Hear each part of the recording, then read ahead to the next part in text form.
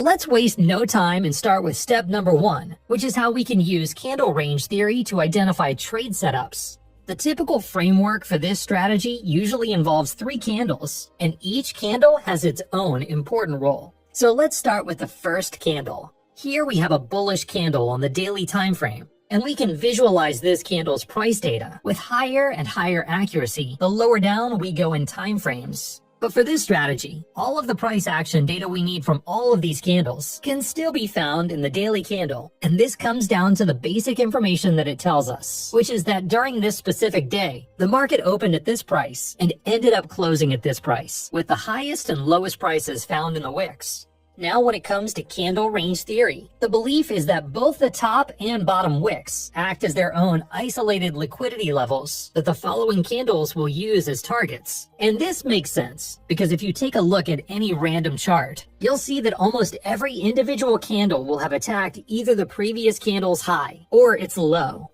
So in terms of candle range theory, the first candle is simply used to define a range that we are interested in trading. And the upper liquidity level is called the candle range high, and the lower liquidity level is called the candle range low. And if you're wondering which candle can be used to define a tradable range, we can actually use any candle that you might find on a chart. And this can also be on any time frame. But there is, of course, criteria that helps us define what makes a candle ideal to use, which we will be covering later into the video. And then for the second candle, this plays the most important part in whether we actually have a setup or not. And the reason being is that the whole concept behind candle range theory is that if the price attacks the candle range high, but fails to close above it, there's a high probability that the next target will become the candle range low. So to walk through what this looks like, we want to see the second candle push up and above the candle range high of the first candle, before then pulling back into the range, where it will then close. And it's crucial that we see this liquidity sweep occur,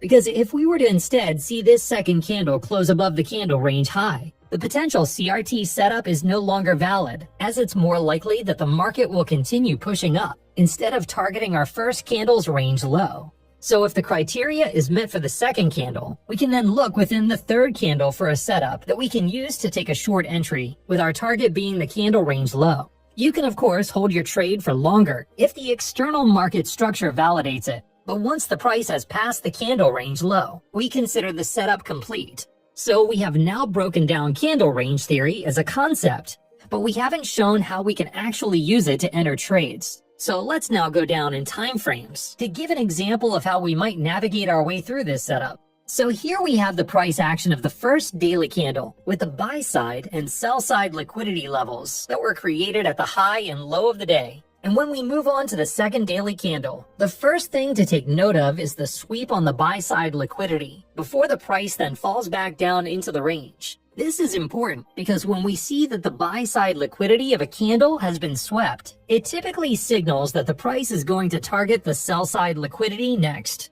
So the liquidity sweep is the first phase of the setup. And the next piece of chart structure we are looking for is a change of character from the price pushing below the bullish leg that created the sweep, because this signals strength and bearish momentum, which is what we want if we are looking to take a short. And then for the final piece of criteria, we want to see that a bearish fair value gap has been formed during this bearish leg that created the change of character, because this is the PD array that we will actually use for our entry. So to summarize this so far, the first daily candle is used to define the range we are looking to trade. And then we analyze the second candle to see whether its market structure fits the criteria we are looking for. And this brings us onto the third daily candle, which is where we can actually look to place our entry, which simply involves shorting this bearish fair value gap, with the target being the candle range low.